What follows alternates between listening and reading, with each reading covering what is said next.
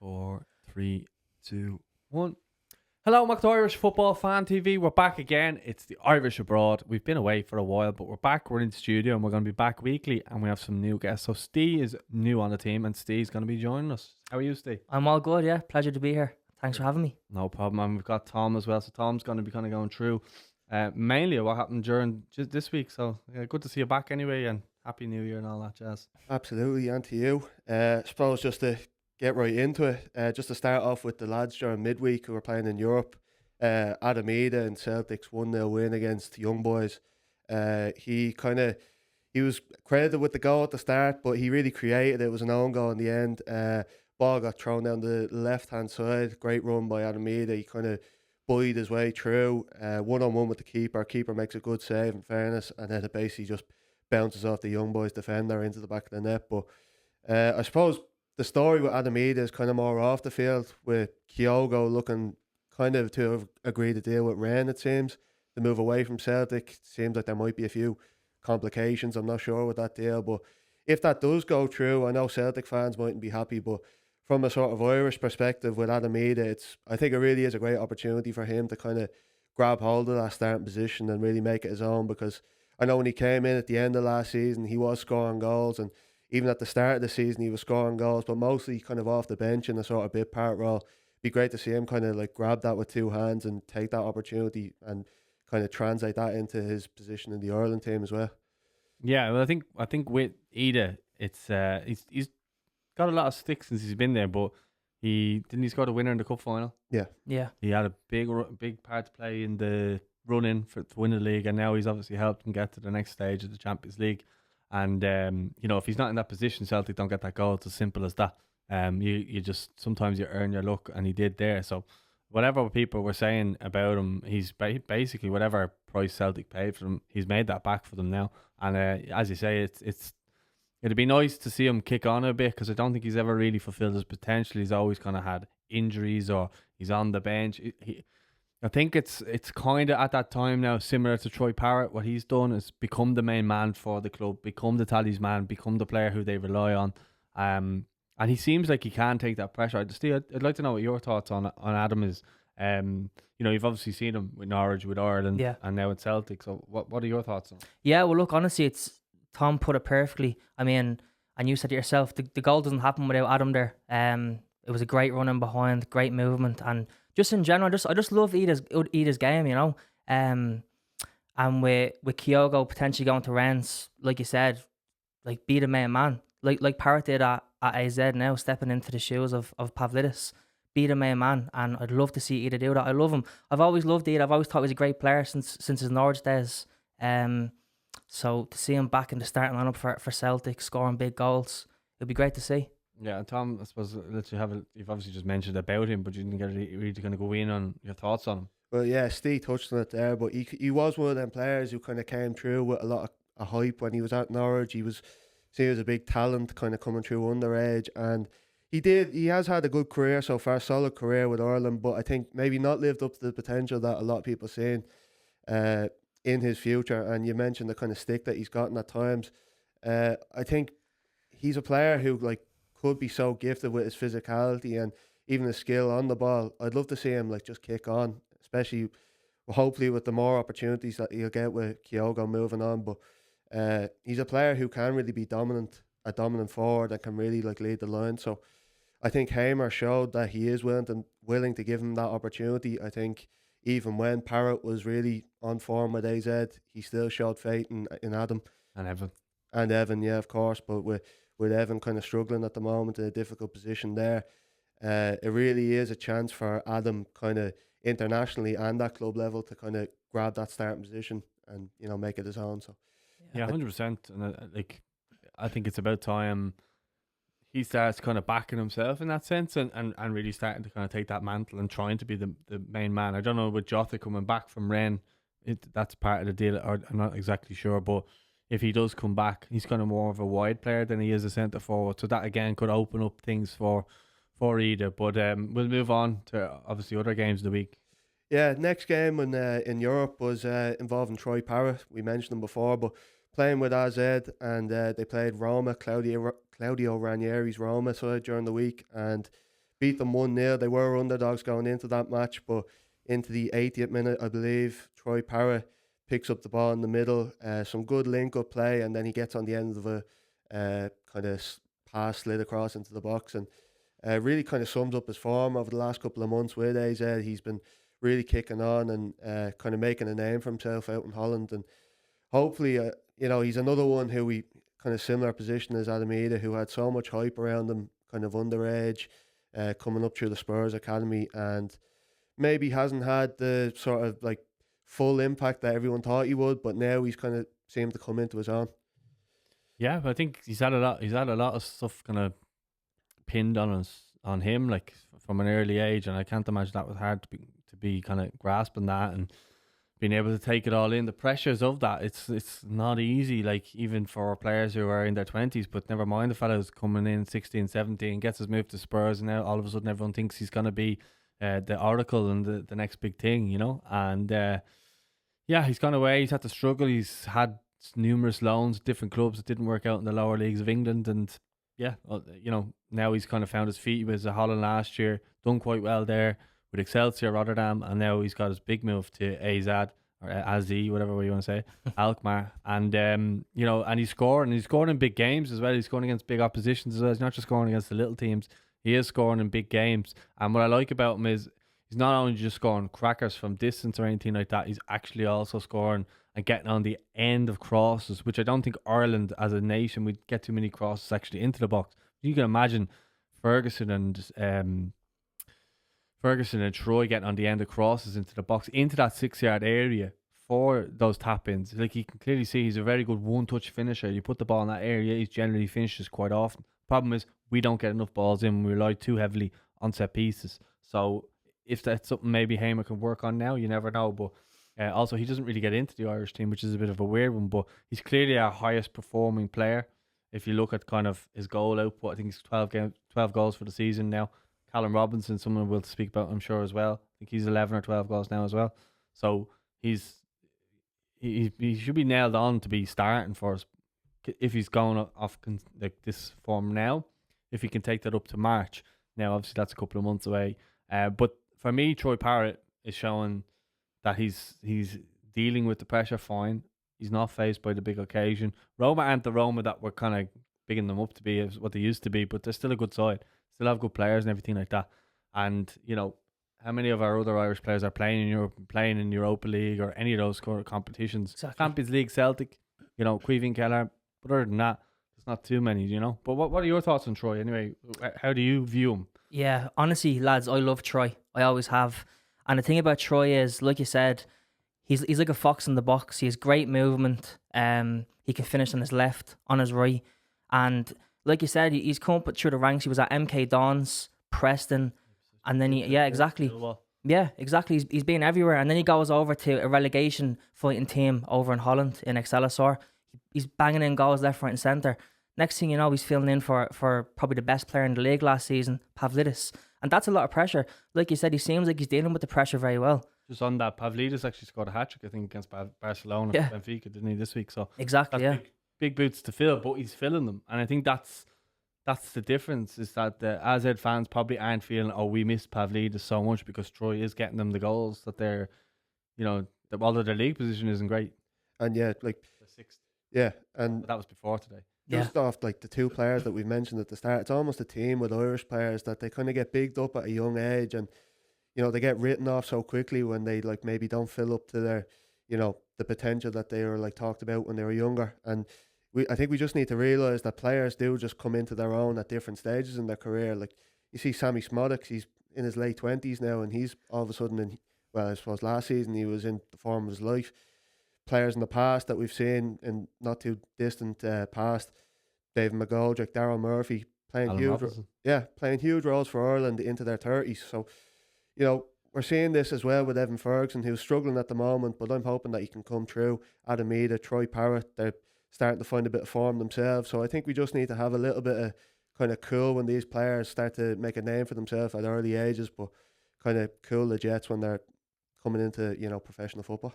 Yeah, absolutely. And Aaron Connolly's probably another victim of that as well, But I think that's it in terms of the midweek games, is it? Yeah, so moving on, I suppose the big story of the weekend was Callum Robinson. He had a goal and assist in Cardiff's game against Derby, and it's kind of it's a team of Cardiff games. Callum Robinson coming up with big goals. He's got 6 goals in his last 6 games. Has to be the most informed player in the Championship right now for a team who isn't actually informed. They're 18th right now, Cardiff, but I mean, where would they be without his goals? And great goals as well. He's really kind of dominating that front line. His goal against Derby, the ball got put in. He really kind of bullied the centre back out of the way, kind of posted them up in the box, turned and finished. Second goal was a bit of a counter attack, 3v2 I think it was. He receives it and great vision to shift it out to the left side for a first time finish. But I think it just sums up his form at the moment. He's doing it all, goals and assists. Yeah, and I think he loves the goal against Swansea as well, by the way. In that game, obviously a big derby. That is. Against them, yeah, he loves scoring against them. But no, I think like Robinson, it's never really been an issue of kind of has he got the ability. It's just been his issue's really been consistency. He's never really ever really had a consistent run. I think this is his highest scoring season since he at Preston.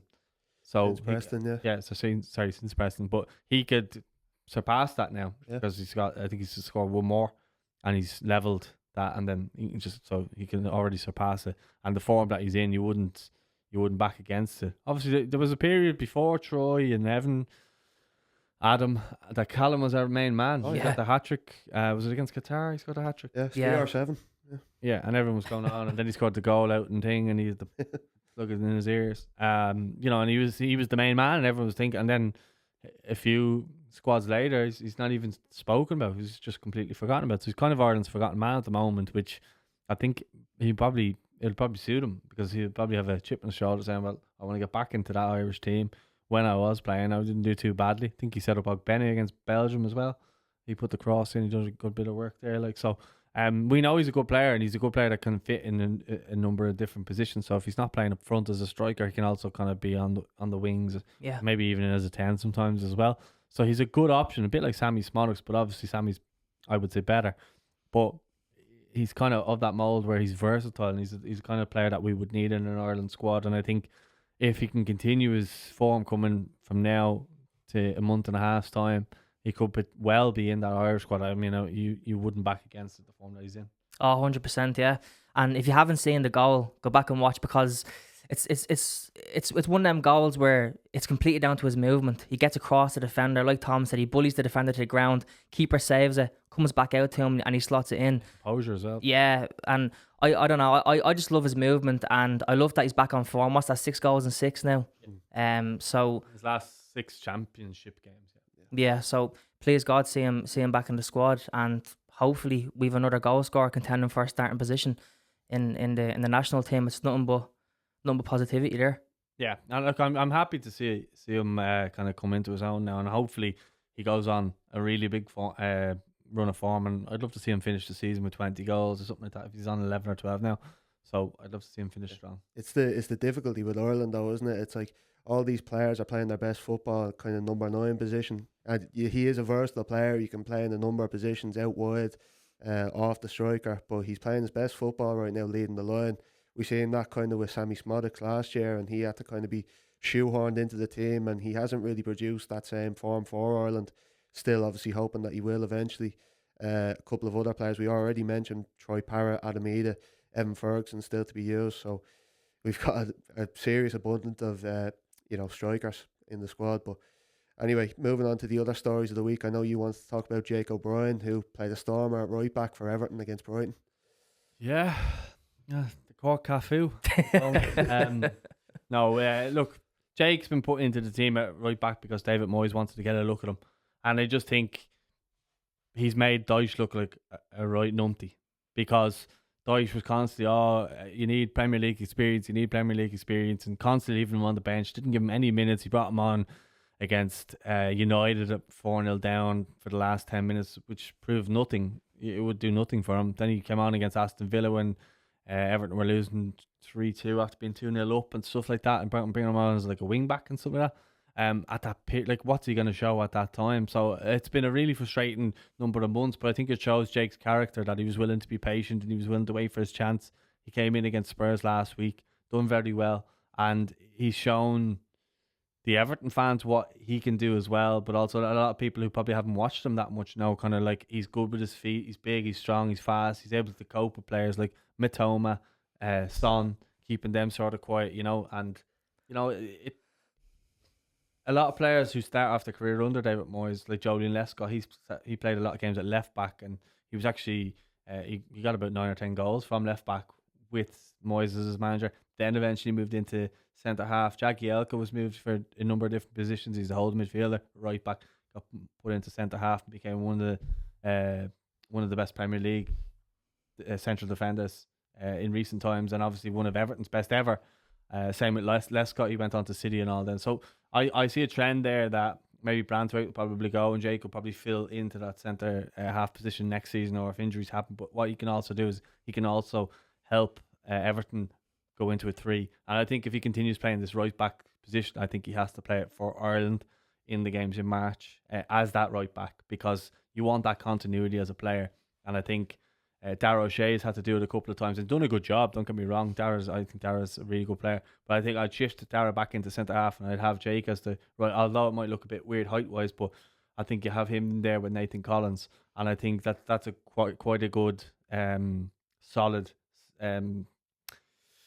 defence. And then you can have like a hybrid as well, with Jake being the right back on a third centre back, and then you can have your left wing back, maybe it's Ryan Manning, that's a license for him to get further forward, and then you have the cover. So that's what I think about Jake.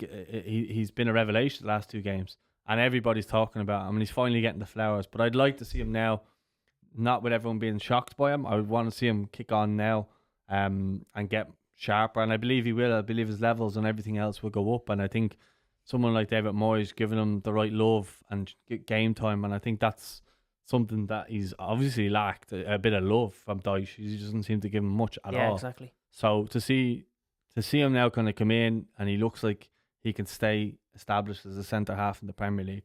That's just what I wanted to say. I'm a bit of a ramble, but yeah, and look, and as an Everton fan, I'm obviously happy. Yeah, exactly. And with Jake, he's just another example of young players going abroad and playing very well. So he done great at Lyon, and that got him his move down to Everton. But like you said, like he just hasn't been given a chance until now. And I don't know. I have a great feeling about this this new era under David Moyes for him.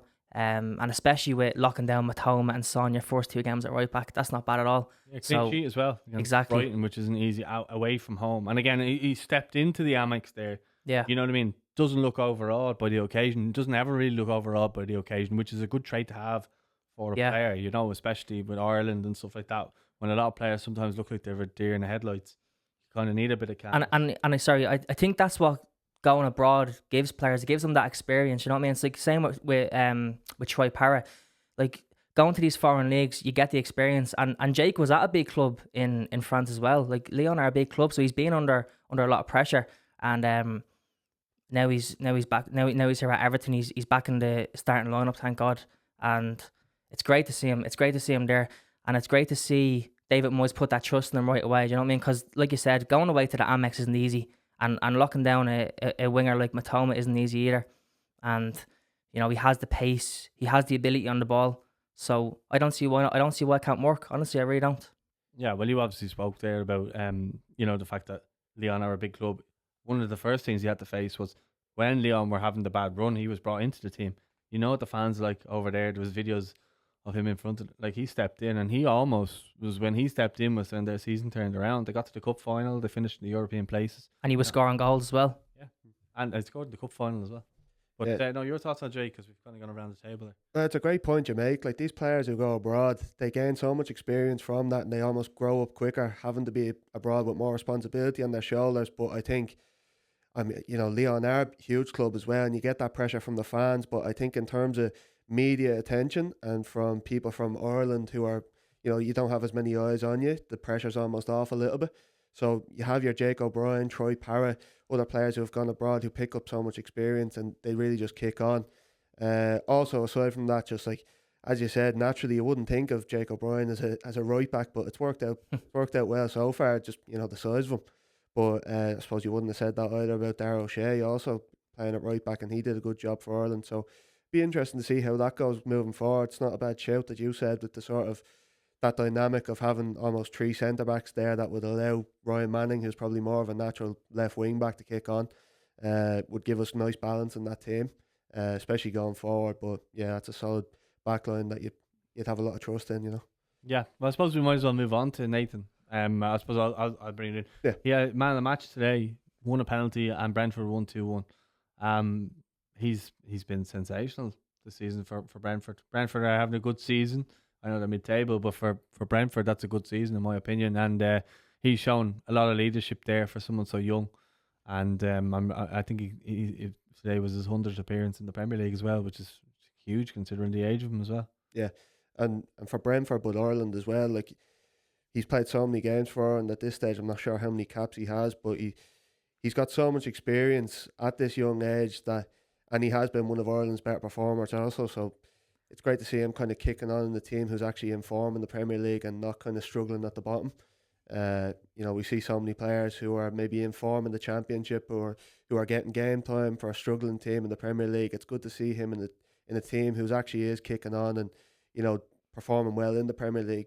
I don't know what you thought of Nathan Collins today. Yeah, I completely agree with you. Like, it's 100 Premier League appearances. That's brilliant, and it's great to see Collins get his flowers as well. Do you know what I mean? Because, like Paul said, like, he's been Brentford's leader all season, and he has them in a very decent position. 26 caps for Ireland. Yeah, yeah. There you go. So I think both of you touched on it perfectly. I think he's a great player. He's a leader. He's young, and he's performing fantastic.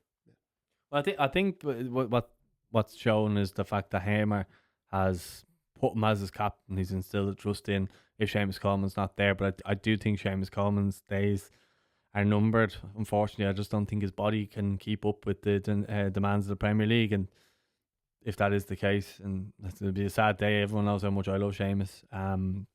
But I think it's Nathan Collins' time to shine now, and I think that he has a serious ability. I think he could go on to do a lot more than what he's doing at Brentford. I think he'll get another move, and I think it'd be like a sort of an Aston Villa more so than, or Newcastle. Then that'd be good for him, I think. Yeah. Stepping stone. And can he get to that point, and then can he get to a Liverpool, a Man City type, Arsenal, that type, Yeah, I completely agree with that. Yeah, I can see him going to a Villa or maybe like a Newcastle. Yeah, I honestly I completely agree. There you go. Yeah, so so yeah, I think he's a great player. I think he's a great centre half, and like you said, he's given the captain's band for a reason from the Irish head coach. So yeah, I think you touched on it perfectly. And that'd be big money, I'd say, if you got that move. I'm not sure what kind of numbers you're talking about, but I'd say that'd be big money with the age that he's at. Yeah, and the kind of experience he has already in the Premier League. And as you say, with Ireland, there's no better man to learn from than Seamus Coleman as a leader, but as an Ireland captain as well. And I think in any good team, you have more than one leader. And he's been in a number of squads with Seamus already, so hopefully that's a leader for the future also, as well as the present. Yeah, well, that's what I think as well. Like Dara O'Shea is a leader as well in terms of he's been captain for I don't know if he's been captain for Ipswich so far this season, but he probably was. He was at West Brom, and he's a leader, and I think he will be a future Ireland captain at some stage. Whether that's if Nathan Collins falls in or out, I think Jake will be a future Ireland captain as well. But you've also got Queeveen. There is a lot of leaders in that Irish group, but they just need to start showing it sort of from the club perspective, and then taking that into the international stage as well. But I do think Dara O'Shea, look, he's gone through a bit of a barren run at the moment. He's lost 6-0 to Man City, 4-1 to Liverpool yesterday. I don't really think he's at fault for much of the goals or anything like that. But I think, again, if Ipswich do go down, I think Dara O'Shea would earn another Premier League move. It's just whether or not he stays with them in the Championship and decides to come back up with them if they can. But I think that Dara O'Shea is a level above Ipswich. And I know Ipswich aren't showing that, but I think Dara has been good. And if you watch any of the games that he's been in, he's actually been very good. Yeah, and it's a difficult situation for them or for him in particular, because he's in a backline that is chopping and changing between a back four, a back five. His partners between Greaves, Tuanzebe, Wolfenden and Burgess, they're chopping and changing his partners almost every week. He's had a change of goalkeeper behind him. They've dropped Murge and brought in Christian Walton. And look, with Ipswich, they've been on a difficult spell right now. In the last couple of weeks, I know they've played Liverpool and Man City back to back. They've had Chelsea recently also. I do think they actually have shown signs that they might be. Seems like it's that kind of dogfight between Wolves, Leicester, and Ipswich. Probably two of them will go down. I think Southampton, it's safe to say, are already gone. I think Ipswich have shown signs for me that they have a chance if they can put a bit of form together against the teams that they're supposed to. Beat Chelsea. Yeah, they beat Chelsea, so that kind of gets them off the hook a bit in these sort of matches, although they're not doing their goal difference any favours. But I think if they can put together a bit of form in the games that they're supposed to be competitive in, believe it or not, my dad's an Ipswich fan, so I know a bit more about them than most people. But I don't think any of them are expecting to go to Anfield and get a result there, even at home against Man City. They're not looking for them matches. They're looking for the kind of teams that are around them. Well, they got a result of Fulham, didn't they? Yeah, look, Fulham have been in good form also. So I think they have shown signs that, maybe towards the end of the season, with the likes of Dara O'Shea and other people who are still performing well, if they can get a bit of consistency in the personnel at the back there, I think maybe there is a solid backline with Dara O'Shea involved. But as you say, if worse comes to worse and they do go down, I think he has shown more than enough to earn himself a move back into the Premier League. Yeah, anything to add on Dara O'Shea? Yeah, so I think he's put it perfectly. I think with Dara, he's the best of all the defenders they really have at Ipswich, and like Tom said, they're constantly switching the partnerships. They're switching the keeper that's behind them, so it's hard for a defender to find consistency in a team like that, where the back four is constantly changing and they're changing formations and personnel, and he's still playing well. So if Ipswich do go down, I 100% think that Dara will be back in the Premier League. I can't see him back down the Championship. And yeah, I think he's had a great season for the situation that he's in. Yeah, I actually wouldn't be against him moving to France or something like that as well, Dara, if push comes to shove. But we'll wait and see. I suppose another player who's shown a little bit of a resurgence of form under Tony Mowbray at West Brom is Mikey Johnston.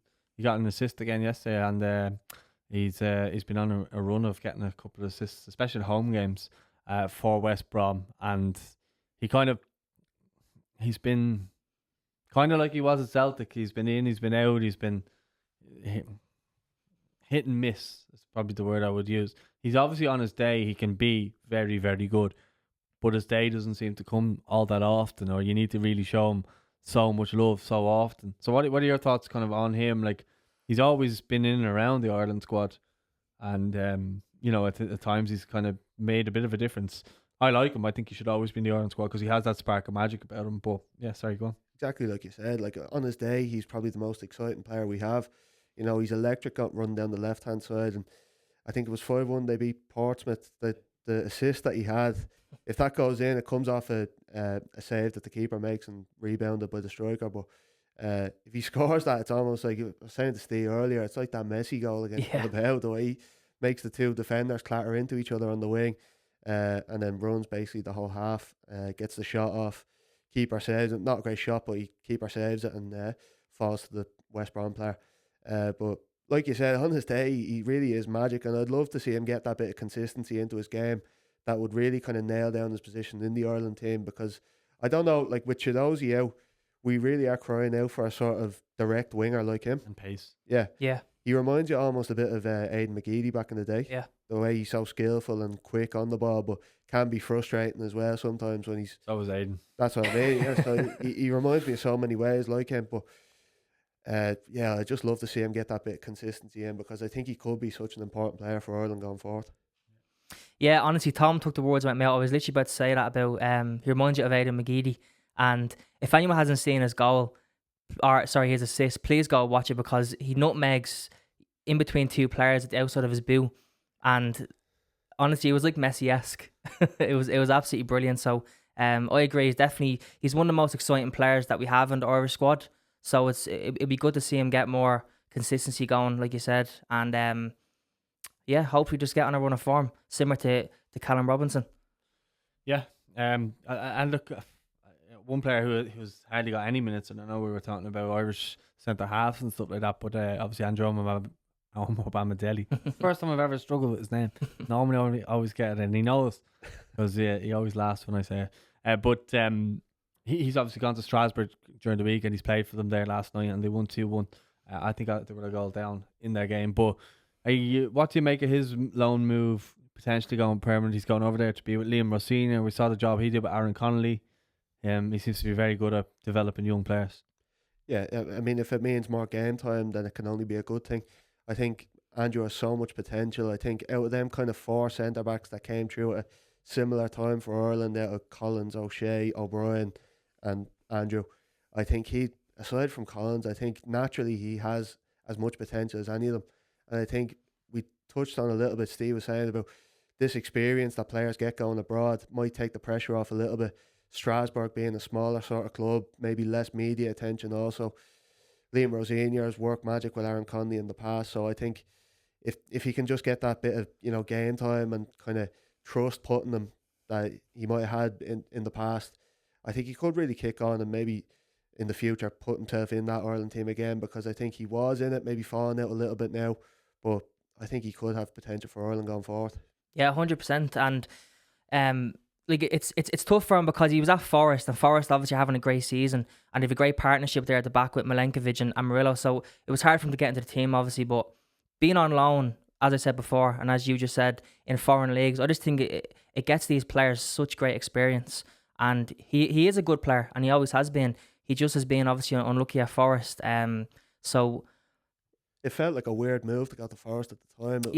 It was that summer that they brought in about 30 players when they came up, and they were thinking, how's he going to get in this squad? Exactly. So hopefully he gets more game time now going forward. And then, sorry, just to add to that. So then obviously he comes on yesterday or he comes on the weekend for his debut against Lille as well. 1-0 down, he comes on just after half time, and they win 2-1. So that's brilliant for him. I'm delighted for him. Great debut. It's an impact just like you here. Yeah, there you go. Yeah. You are Andrew Amabaldeli, are you? There you go. I'm the new Troy Parrott of the podcast. There you go. And then just obviously we know John Joe Patrick Finn. He played in Stade de Reims, 1-0 loss. I think it was PSG. Yeah. And that was his first start. And the manager actually spoke about him, said that he done quite well considering it was his first start. But what do you make of him? Obviously he's turned down a couple of international call-ups and stuff like that. They still claim that he's committed. What are your thoughts on for me personally on this sort of stuff? Like I don't really buy into it or go into detail too much about them until I know that they're fully committed.